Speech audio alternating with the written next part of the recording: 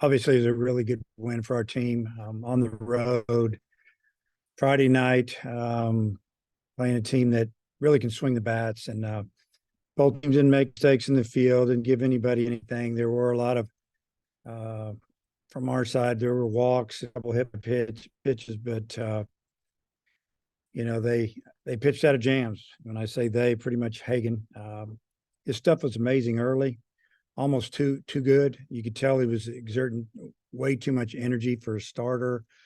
I mean, the first inning, I think he might have touched 98. He was 95, 96, 98 on the board once, and it was incredible. But obviously, he got a little tired and did what he always does. He worked out of a couple of jams, got it to the top of the sixth, tied, and then Slavens hit the big 2-run homer to give us the lead. And I thought Adcock came in and kind of he was like the bridge. We needed one inning out of him to get where we could bring Gage in, and we felt like we could get 9 outs out of him, and thank goodness we did. But really good job by our team, just fighting and finding a way to win.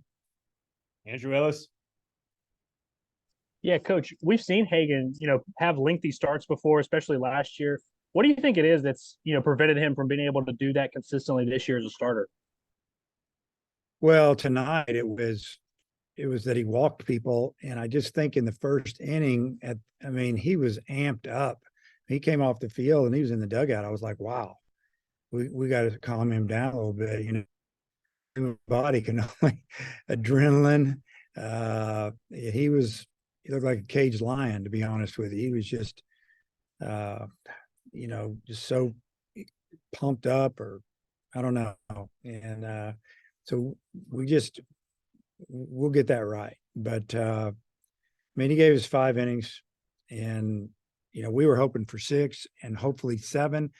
And I almost feel like that if he would have just saved a little energy earlier in the game, he could have got there. But obviously, the 2 pitchers that we brought in, they did a tremendous job, because Mississippi State can hit. They have good hitters, and they're big. And they've hit 78 home runs going into tonight. And that's 10 more than we had. And it's just it's a tough lineup, and our pitchers did a tremendous job.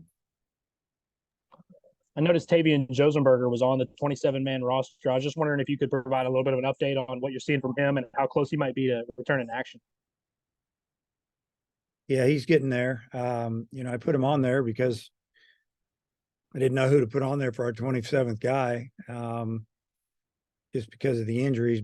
But he's probably the one. Stovall, I don't want him to throw a ball at all this weekend. Tavian, he's a guy that if we really needed him to go in there and lay down a bunt, or who knows, maybe even go up there and get a pinch hit if he could just kind of jog to first. He's probably 80% now, but we don't want to hurt him. So that's where he is right now. Robert. Coach, that caught stealing at third base in the 5th inning. I just wonder what you thought about how big that getting that first out was on the base pass. That was huge. It almost, I don't know why they did it. I don't know if somebody missed a sign or if that was a hit and run, because there was a left-handed hitter up, so our catcher had a, open window to throw the ball to third, and the pitch was kind of up. I don't know if it was in or away, but the hitter swung at it, and so I don't know if it was a straight steal or hit and run, but the runner at first didn't go. So then that makes you think maybe the runner at second had the green light, and he just thought he was going to go steal. And it obviously that was huge for us to get that out there. They still ended up scoring 1 run that inning, but Hagen got out of it. And then for you guys to go get the lead back there in the 6th, it looked like they just left the fastball up to Brady Slavens and he hammered it. Is that pretty much what you saw? Yeah, and because momentum was really more in their dugout. Hagen was, pretty much done. We were going to have to go to the bullpen. They sent their starter back out for the 6th, and I don't know, I think we got a walk. I don't know if it was a walk, and then obviously Brady, I think, hit the first pitch fastball. It hit a long way. We knew right when I left the bat it was gone, and it kind of erupted our dugout. It was a big swing. Coach. Dave, you talked about Hagan coming out maybe too amped up. Is that maybe a product of him being used to being a closer and not used to this starting role like he's in now? I think it has a big part. It's a big part of it for sure. And so now he just needs to back off a little bit with maybe the intensity. I mean, the stuff will be close to the same. But yeah, just got to find a way to calm down just a little bit. But I love the way he attacks the game and attacks the hitters, and it's it's just something that he'll have to work on, and he can do it. He'll be fine. You kind of touched on this earlier, but with Adcock, as quickly as he got through that one inning, was there any temptation to send him back out there, or was the plan all along to go to Wood in the seventh? Yeah, I mean that's always the thought is, man, he just got 3 outs, and I don't know what was it, about 13 pitches. You're thinking, man, if we squeeze another one out of him, but we just stuck with the plan, and just for him to bridge.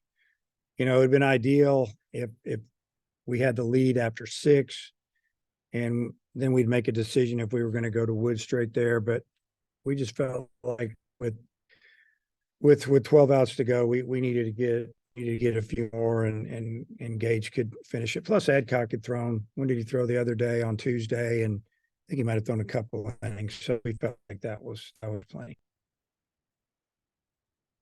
Coming back around, Andrew Ellis. Yeah, Coach, Hunter Holland, I saw him throw a flat ground earlier. I was just wondering, what you've seen from him throughout the week, and is he still on track to potentially pitch later in the weekend? Yeah, right now it looks good for him to start a game this weekend. And we haven't made a decision on tomorrow, but I'm thinking if all things equal, he'll probably throw game 3. Robert, anything else? Yeah, does that leave Tigert as your starter for Saturday? Yeah, we'll go with Tiger tomorrow. And then it's the first time you guys have won a road game in almost a month. Just how good does it feel to get out of here on Friday with a win? I didn't even realize that, but yeah, it feels great. It feels good to win Friday, and then even better when you bring it up. We haven't run one on the road in that long. Maybe we've been at home a lot, but yeah, we lost to Georgia. So it's been a while, and we played good tonight. I challenged a little bit yesterday that we've got to play better on the road, and don't worry about getting beat, just play. And they did. All right, Coach. Thanks for the time. Okay, see you. Yeah, Bray.